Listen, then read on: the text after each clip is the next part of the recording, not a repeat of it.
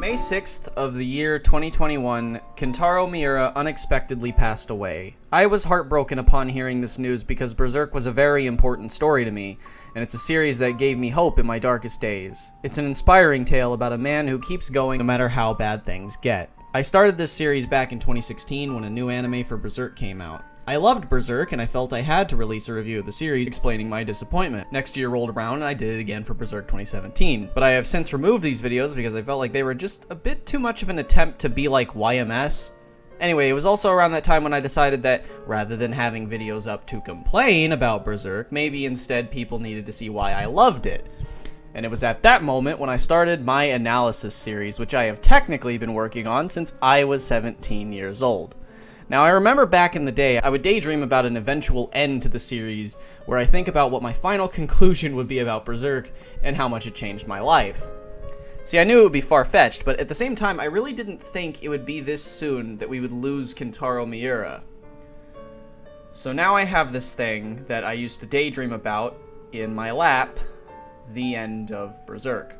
And it's an abrupt ending.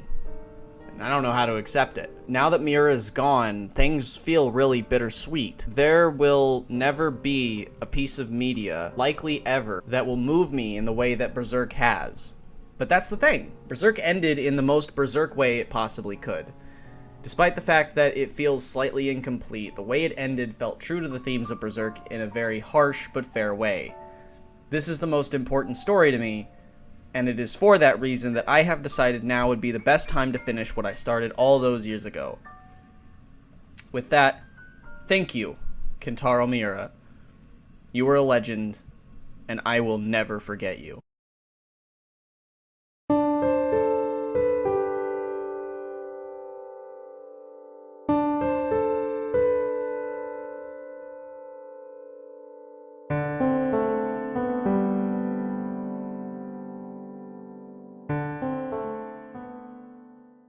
After the battle is over, Guts becomes tempted to ask Zod about Griffith. Zod warns him that should he pursue Griffith, they will not be on neutral terms and will have to fight.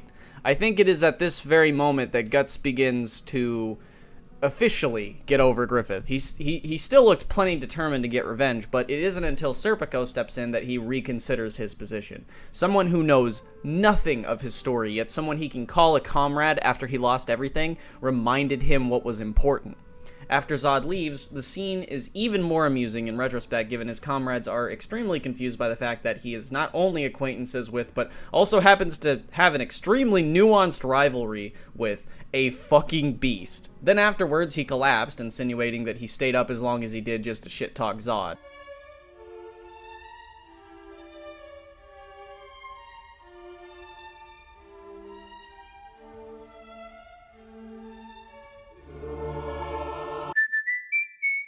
So yeah, it's at this point that we transition to what is widely known as the boat arc, which is considered by many to be the most boring part of the entirety of Berserk. In retrospect, once you go over all of it, you come to find it really isn't that bad, and it's really not paced that poorly. But I think the main reason people hated this so much is because of how long it took to find completion. You see, the series went on hiatus so many fucking times that people just got tired of waiting, and it's understandable, but I actually have a soft spot for the boat arc for a handful of reasons. Unfortunately, before we can go in depth there, we have to talk about what happens right before it, the final battle of the Falcon of the Millennium Empire between Ganishka and Griffith. Now see, this battle was phenomenal, and the arc was absolutely off the wall insane. You okay, Sonny? Shut up! I still agree that Volume 32 could have used something more to it. It's just a bunch of good things that Griffith achieves conveniently, not much else to it. Despite that, I think that in retrospect it's a lot better than it's given credit for. I mean, the art is fantastic, as is the usual case. The picture of the army, the powerful, swift, yet subtle motion of the Apostle's Arrow, it really just is off the chain, and it gets more and more gorgeous as we progress. A lot of people say that the Griffith chapters are boring or that they don't care. To me, it just seems that they're nothing more than a generic hero fantasy, which is precisely what Griffith was chasing from the start. And it's for this very reason I actually don't mind at all that Sonya is here, since she makes it a lot sillier. Now with this in mind, a lot of them, at least in my opinion, are very unsettling. See, out of context, they're quite cute, but when you think about what Griffith did, seeing him do good things just feels wrong. But that's the thing, it's always been this way. Men who do awful things will get rewarded, protected, and adored. It applies to imperialism. It even applies to our real world. But see, in the world of Berserk, that is causality. That is the fate of the world. Regardless, things don't really get interesting until the Pope shows up and assures everyone that Griffith is their savior. And considering Griffith died and rose again, he is basically this world's version of Jesus at this point. It's nothing to write home about thematically that hasn't already been established, but Miura really did put his all into making it dreamy and atmospheric. This direction feels so much different when you read it now, because of Miura's passing. Returning back to Guts and the crew, Guts looks at Casca, a bird flies by her head, and his vision is darkened. See, I interpreted this as trauma, since birds are typically associated with Griffith. Farnese and Shierke then practice astral flying, and happen to overhear a conversation Guts is having with Roderick about Casca. At this moment, Roderick asks Guts what she is to him, and he prepares to answer, but they quickly return back to their bodies before he can. Farnese also begins to express slight jealousy, which indicates to the reader that she clearly likes him. Casca, being Casca, slips and falls into the water. Guts tries to save her, but once again she slips from his hand just like in the Golden Age arc. He gets lost in his desperate desire to see her return to the way she once was, but it concludes to that same eclipse every single time. But then he wakes up and sees the people who are here now, all worried about his well-being. Afterwards, Guts reflects, realizing she slipped through his hand because he tried to save her with his metal arm, the very same arm he took for the sake of vengeance. Once again, he realizes that his hatred will not save her. Beyond just that, however, Farnese gets angry that Casca can't understand any of the sacrifices Guts made for her. She sees his pain and realizes how strong he is to keep fighting despite his situation. I think that while it's easy to complain about the boat, a lot of this part is dedicated purely to establishing the importance in everyone and the role that they play. It's a nice way to put the main story on hold and have our characters reflect on their situations and lives thus far. We switch over to Ganishka once more, seeing the awful things he does. He keeps women, who appear to be as young as 12, captive and naked for a slumber party? It further emphasizes that it was basically Griffith's doing that these people were saved.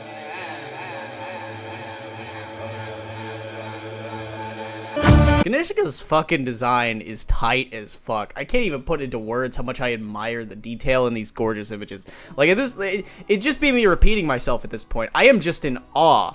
The art as well, it just doesn't miss. Like, seriously, this entire segment has some of the most gorgeous images in the entire series. Ganishka is the embodiment of the selfishness of man. He's a tyrant who destroys any and all opposition. The people believe that Griffith is the opposite, a hero who will save them from this fate, but what's meant to be disturbing, and makes this Ganishka versus Griffith fight so heavy, is that they are but two sides of the same coin. Back to the ship. There's a character that appears later named Isma, who I also thought was really fucking adorable, and it's making me realize that Miura just slowly developed a thing for drawing cute girls. Regardless, if you remember some pirate characters from before that kind of felt like they added nothing to the story, it's because this is when they become relevant. Honestly, I wouldn't mind this segment so much if I could just understand literally anything that they're saying, but the English version feels a need to emphasize their accents really badly, making it a pain to read and comprehend. I'm going to be honest and say that there really isn't much I can say about the pirate boat segment because there's just not much to say about it. Like, it's just a moment where the story takes a break from all its main themes and embraces a ship battle. And that's all it is.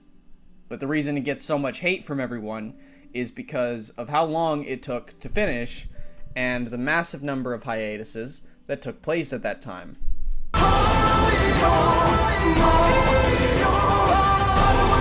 Despite how uneventful the pirate ship felt, it was pretty fun to read through after the fact. And I do understand that people are annoyed that this was where it took a really long hiatus, but I think we should understand as well that it's because Miura's pacing is intentional, and patience will be rewarded.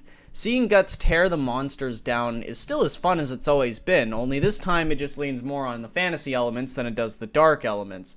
If anything, it kind of feels like Pirates of the Caribbean. Seeing Guts slice the sea monster in half was pretty cool too, and this squatting picture of Guts might honestly be my favorite image in the entirety of Berserk. I mean, it's one I always use to show people just how detailed this manga really is. See, while it is easy to complain about the mellowed out tone, I think the fight with the pirate beast man is still pretty brutal. It was also pretty hype to see Guts jump into the giant monster's mouth and cut his way to the heart. He chews up the monster's eye and slices it to bits, all to protect Casca. Even when stuck in a state of insanity, he is still willing to protect her by any means, and it's honestly really touching. It shows that, for once, he's finally starting to move on with his life and accept people back into it. So yes, I found the pirates to be pretty fun, even if they were sort of out of place. You can't really take them seriously right from the start, but I kind of think that's the point after all the heavy shit with Ganishka. I referenced it earlier, but I want to talk about the new character presented. Isma is an outcast, much like the rest of the travelers present here. She was treated poorly by the people on the island for being different, but now that something horrible has befallen them, she can't help but feel a sense of guilt. Whether she liked it or not, even if they were mean to her, they still gave her some form of attention. It's clear that loneliness is a big thing in this manga. Isma also transforms into a marrow, and it's literally the most precious thing ever. She's so cute. This manga just gets really cute sometimes. I like seeing her reunite with her family and loved ones. The image of all those marrows carrying him to the light is also just really gorgeous. I honestly think Miura just went all out in his final arc. Afterwards, the mysterious Moonlight Boy saves Guts once more and disappears like a shooting star, with no indication of who he is or why he's here. But he will be important this arc. It's just that unfortunately, we don't quite learn who he is just yet. I can't speak on if there will ever be any continuation of Berserk after his passing, but as of this video, there is no reveal of who he is just yet. After that, we go back to the point in Guts' past that we weren't treated to beforehand, an explanation for why he said at the very start that he hates elves. It begins with Guts in a shitty situation as per usual, being cuffed and whipped repeatedly while walking on a trail. He questions why life has to be so unfair and why he has to survive through all of it, and it's at that very moment a man defends him and stands up for him, willing to carry him along until he gets his strength back. After realizing the man deceived him and used him as a decoy to escape himself, he is locked up. There's a point where Gambino told Guts to live for himself because foolishly chasing the dream of another will only get him killed, and to a certain extent, he's right. And it's for this very reason that Guts decides that he doesn't care if he lives or dies. But we know that that's not true, as upon seeing a rat, he immediately starts drinking its blood out of a pure will to survive. No matter how many times he gets beaten and broken, he still wants to live. Upon killing the rat, it's revealed he saved a poor little elf girl who happened to be sitting there under a flower. Seeing Guts interact with the elf is really precious, especially when he tries to comfort her, seeing as how she's the only company he has right now. Because of his strong will to live, he saved her life by killing that rat. And it's for that very purpose she gave her life to save him. So Guts returns the favor by taking her flower to where it belongs. The art is so gentle, and even though it's just a small experience Guts had that he likely thought nothing of afterwards, it tells you so much about Guts right then and there. It shows you how gentle and compassionate he's always been despite the hardship he's endured. I cry every time I read through this. It's just so beautiful. We get an update on Rickert as it's revealed they found their way to Wyndham, the new utopia that Griffith's been building upon becoming a hero and defeating Ganishka. Hell, we even get an update on the prostitutes back from the conviction arc. The land feels so serene, peaceful, and beautiful, even if it's done by a horrible man.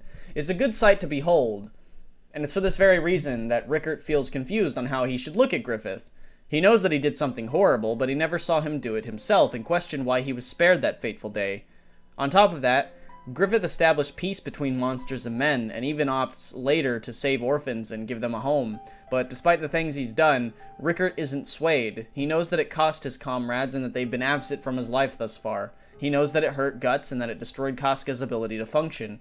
Even though there's so much good that Griffith has done, it can't undo the damage. So of course, when Griffith has the balls to ask him if he'll still fight under him, he slaps him and resigns. He doesn't need to see what happened to know how shallow it all is. Regardless of how he feels about it, this is not the Griffith he knew. You have to admire Rickert's strength. Despite how much he misses the past, he realizes that meeting Erica has become his biggest concern in life, and that protecting and taking care of her is the most important thing right now. As he reflects on this, one of the apostles tries to attack him, but is stopped by Salat. Salat is a man who knows Griffith isn't the perfect figure everyone thinks he is, and it's for that very purpose that he and Rickert are even able to coincide at all. It's just strange to see because he hardly gets any attention compared to most characters, yet he's developed so much and has come so far since his debut in the Golden Age arc, all because of Guts. Whether Guts sees it or not, he does affect the people around him in so many ways. Guts and crew enter Elfhelm and are attacked by a giant burning statue. Guts defeats it in one swing, and then it's revealed that these women are not their enemies. Kind of like the thing they did back with Shirake. Elfhelm is so dreamy and serene. Miura really just went out in every single panel to make this place look as beautiful and lively as possible.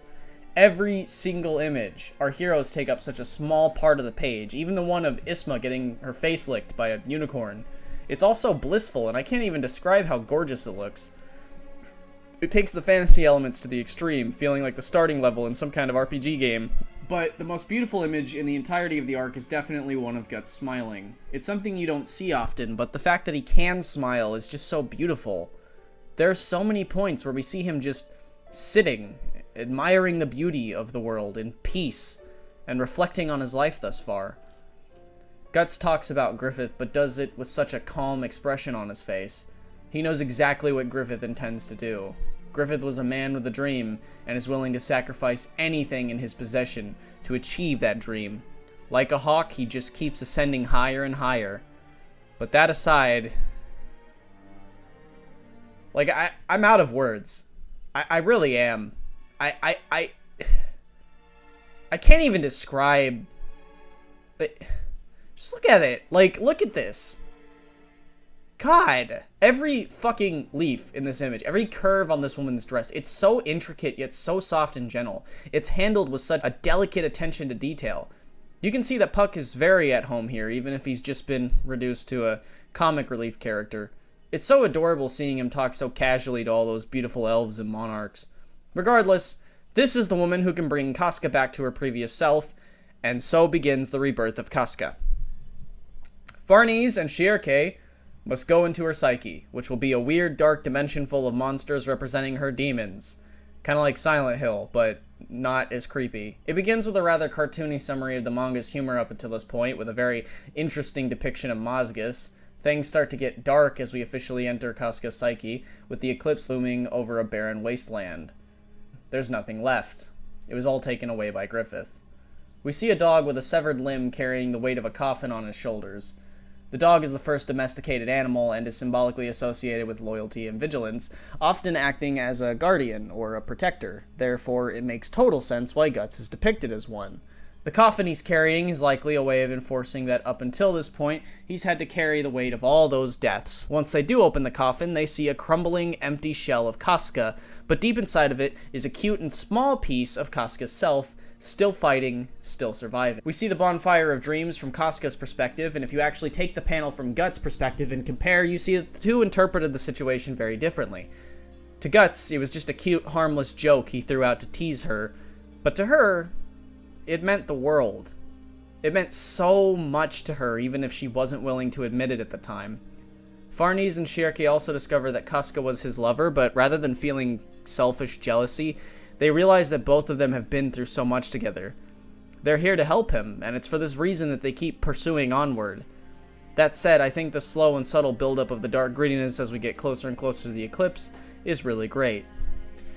If I do have any complaints, I think that the penis-shaped monsters are a bit goofy, which, if they're meant to represent her trauma from rape, I feel like that kind of makes it worse, but I know Miura didn't intend anything malicious by it at all. I'm just saying that because I know it can perhaps be read wrong to some people. Anyway, they fight some monsters, and then Shirke's teacher appears to help them.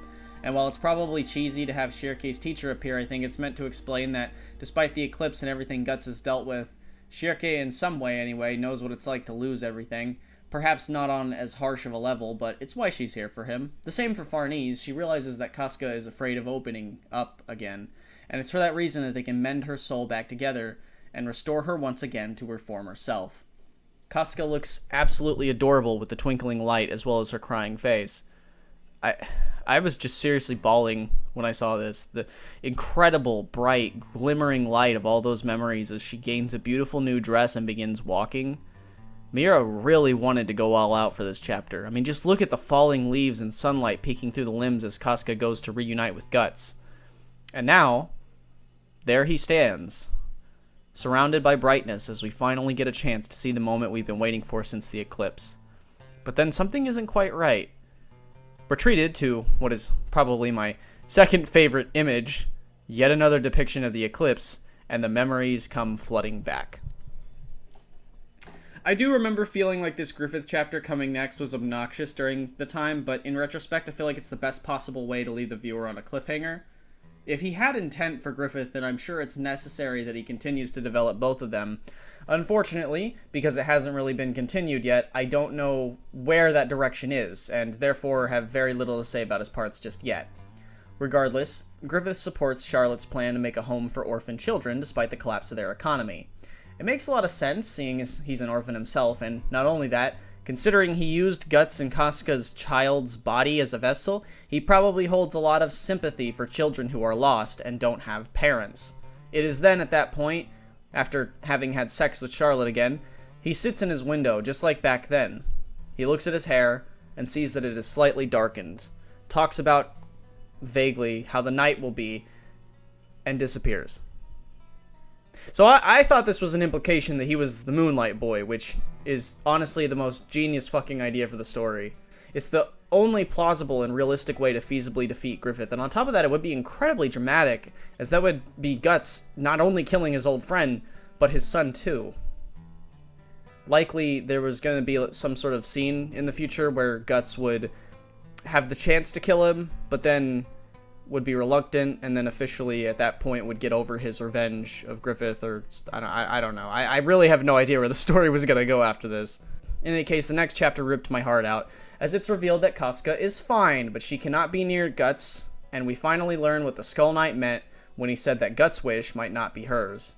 Despite the fact that she's returned the way she was, that trauma is definitely still there, and every time she sees him, she falls into despair. It sends her into a frenzy. Guts accepts it, even though it hurts so much. He can't help but be disappointed because he wanted for so long to be with her the way he couldn't before, but it's not all bad. Even though he can't be in her life, he does love her so much he's willing to accept that she can't be near him.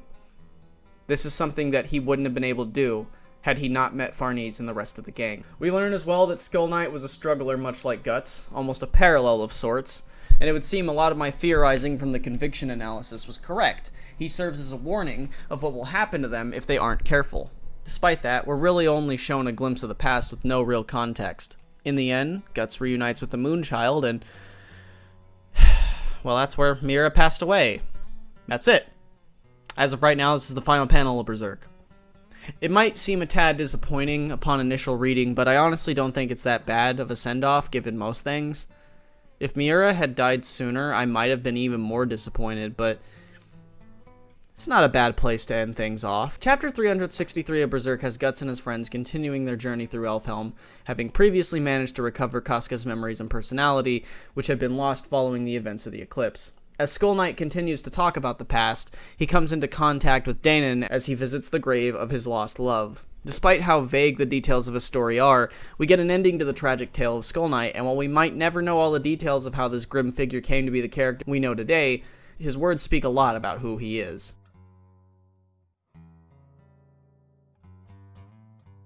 Isidro and Shirke engage in their usual tomfoolery. It seems like one of about a million silly panels, but it perfectly summarizes just how far they've gotten. Shirke even states this openly.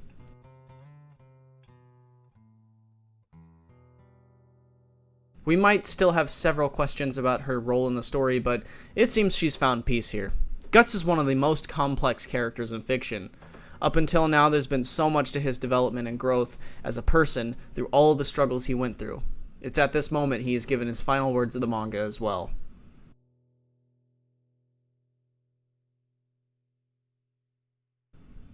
It might just seem like a cute little reflection of the arc in question, but I see it as the perfect way to sum up his journey thus far. Not only that, with Miura's passing, it gains a new meaning entirely. Who cares where his life will go from here? He's finally with the people who care about him. He finally got Casca back, even if it meant he couldn't go near her for a while. He doesn't know if he'll ever truly be in her life again, but he's found peace. He's in a safe land full of happiness and peace, and that alone is worth it. It's for that very purpose he is able to face the mysteriousness of his past. Whether that past is the son he lost or Griffith is up to the reader.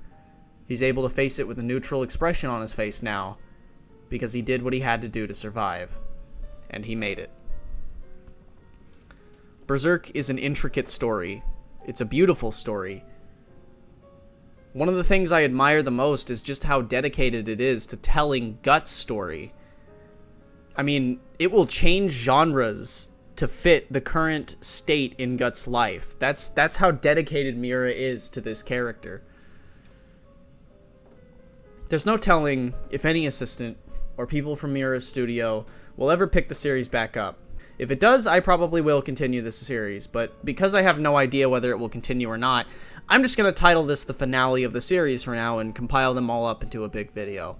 Besides, even if it does get continued, it's not like it would ever be the same. You see, Berserk is Miura, and nothing could ever replicate it the same way, no matter how hard they try. He's a man who gave his all to tell a really complicated and heartfelt story, and he gave his life doing so. It's as Guts said, he died doing what he loved. He was probably happy. Berserk is one of the most influential and cherished manga ever created, and it didn't even get a chance to see its true ending. That is impressive. Besides that, it's never about the ending anyway. It's all about the journey to get there. Berserk ended in the most Berserk way it possibly could.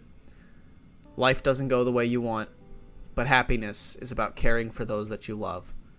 It won't make your life easier, but meeting the right people can go a long way. Human beings are terrible. The world is cruel. Life is a bitch and then you die. But that doesn't mean that you should give up, because there are good people in the world, and meeting good people can be the most magical thing. Never give up, no matter how bad things get, because pain is temporary, but being around the people you love can last as long as you want it to. The people we meet come and go in our lives, and sometimes it feels crazy and unpredictable, not to mention completely out of our control. I won't go into my own struggles, but there's an Andrew Jackson Jihad lyric that I feel is really appropriate. You can hope it gets better and you can follow your dreams. But hope is for presidents, and dreams are for people who are sleeping. We're all 2 or 3 bad decisions away from becoming the ones that we fear and pity. It's important to bear some witness when you can. You don't have it any better, and you don't have it any worse. You're an irreplaceable human soul with your own understanding of what it means to suffer. And that's a huge bummer. This is from the album Knife Man, and there are actually a lot of lyrics on this album that you could apply to Guts' character that I think completely fit, but I really believe that this one alone perfectly sums up what it's all about. I was really depressed and miserable, not to mention I had attempted to kill myself several times back in 2018. Again, I will not go into detail about how chaotic my life is, but nothing was going right at all. I was completely miserable, and I felt like I had no purpose. It was Berserk that inspired me to keep going. It was seeing Guts go through so much struggle, pain, and anguish, but constantly persevering, despite how tired and worn out he is. The fact that he had such a terrible situation and his life just got worse and worse, but he never ever gave up and kept fighting to the bitter end, that inspired me to keep living. So, from the bottom of my heart, thank you, Miura.